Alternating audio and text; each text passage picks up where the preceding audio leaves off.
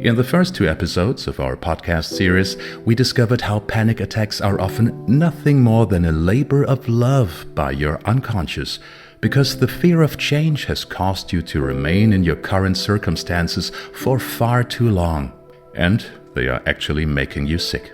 And this may even be something that you've realized for a long time just from your gut instinct, but your conscious mind still keeps on trying to find reasons for ways to continue postponing changes that have been long overdue for you.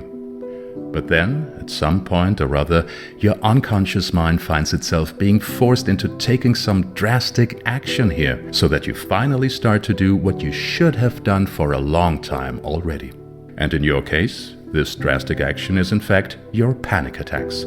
While in other people it may take the form of a gastric ulcer, a slipped disc, persistent diarrhea, shingles, or skin irritation, to name just a few examples here. So, in other words, yet again, this is about learning to listen to your gut. But how can you tell whether something is coming from your unconscious, which means that your gut is making the decision, or from your head, with your rational brain taking the decision? Well, it's a lot simpler than you might think, because there is one very clear sign. Your gut never argues, but your brain always does.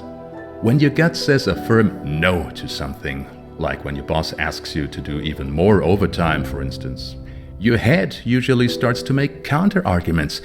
Oh, well, it's a good opportunity to make a bit of extra cash. Then your gut says, stop, you really do need a break. But your gut does not give you any reasons. By contrast, your head will still find arguments. Come on, you can do it. Then you'll have less work next week, and so on. But it is in that exact moment when you are pushing yourself too hard that something usually goes wrong, and you end up spending the rest of the day fixing the mistake rather than doing something productive. And as soon as you really push yourself beyond your limits, your psyche starts to take matters into its own hands, so as to make sure you get the downtime you need. And it does this, as a rule, by making you ill. It may well be hard to believe, but the fact remains that your rational brain is never as clever as your unconscious mind speaking to you through your gut instinct. So my advice to you here is, stop doing the opposite of what your gut is telling you, because it only has one single aim: to protect you as best it can and prevent you from running in the wrong direction and getting hurt. And if you're not able to manage this by yourself, then it's time to seek out the help of a therapist or even a coach whom you trust. Because a really good coach or therapist can give you the help and support you need in just a few sessions, permitting you to overcome the fear of change by yourself, through your own inner strengths, and alleviate your anxiety disorder in turn. Perhaps you can even achieve this in just a few weeks, just like one of my patients did, who sent me an email recently from which I'd like to read a few lines to you, if I may. Dear Mr. Bernhard, I'm still not able to believe how quickly I've been able to lead my life again without panic attacks, thanks to your exercises. And by now I'd even say that I'm grateful for my panic attacks, because without them, I'd never have bothered to think about all of the things that are not working out in my life anymore. And it was only when I really didn't know how to cope anymore that I finally got the courage to take a number of critical decisions in my life.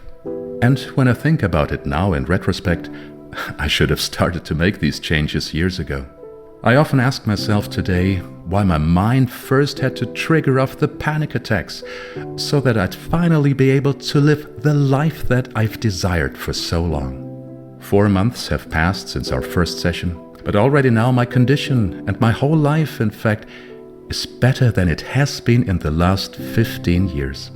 My friends have also noticed the change in me and are barely able to imagine how such a positive transformation could be possible after so few sessions. I'm really looking forward to where this journey is still going to take me, and for the first time in my life, I'm not afraid of the challenges and encounters awaiting me in the future anymore, because the experiences I was able to gain here over the last few months are simply indescribable. and they are making me stronger and stronger from one day to the next. Thank you so much for everything, your Nicole. So that you too may have an opportunity to write such a nice email soon, we're going to have a closer look at the 3 other potential triggers of panic attacks in the next podcast episodes. And I'll show you some ways that will also let you overcome your fears once and for all. In episode 4, for instance, we're going to focus on substances that can trigger off panic attacks. By the way, did you realize that most people suffer from an anxiety attack once or even twice over the course of their lives? These attacks can prove to be more or less severe at times, and the reasons for this are highly varied, such as temporary vitamin B12 deficiency, for instance, or a short-term over- or underfunctioning of the thyroid gland, or even the incorrect dose of a certain medicament. But, as a rule, such an attack only occurs once, because our body is completely capable of re-establishing the proper balance all by itself.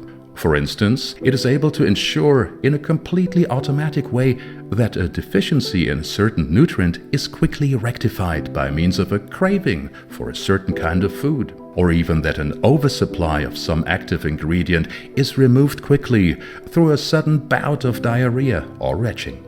But for that, anyone who continues to brood for days on end after they get such a one-off panic attack, wondering what might have caused it, maybe heart disease or a brain tumor, and then drag themselves off, full of worry and fear from one examination to the next. Now, such a person displaying such behavior may well find that they can easily develop constantly recurring panic attacks from this one-off experience. Because it has been verified scientifically that such persistent anxious thinking and brooding, accompanied by severely negative emotions, really does change our brains, and the fear of fear becomes a thought pattern that recurs automatically after just a few days or weeks. This exact discovery was honored in 2000 with the Nobel Prize for Medicine, and it has made a decisive contribution to finally be able to develop new, more effective methods in the treatment of anxiety.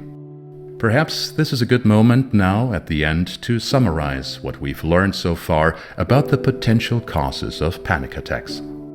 1. Most anxiety disorders are triggered off by us not listening to our gut instinct for a long time. 2. The gut instinct differs from conscious thinking in that it never delivers arguments. So, if we are weighing up arguments for whether we should do something or not, we are already completely within our conscious thinking mindset and have stopped using the incredibly precise and clever decision-making mechanisms in our unconscious. 3. Occasionally, panic attacks can also have physical, bodily causes, but this circumstance alone almost never leads to regular and recurring panic disorders. 4. Persistent negative thinking and brooding networks our brains anew and ultimately ensures that we will have recurring panic attacks, which I'll go into in more details in one of the next podcast episodes. That was it from my side for today. As always, thank you very much for listening, and I hope you have lots of fun when you're doing that gut training of a very special kind, by which I mean, of course, the listening to your gut once more training exercise.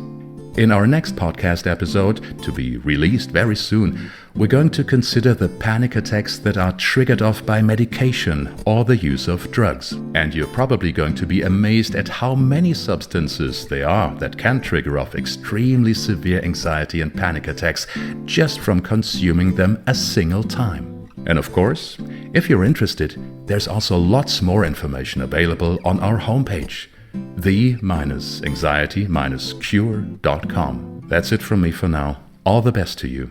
Your Klaus Bernhard.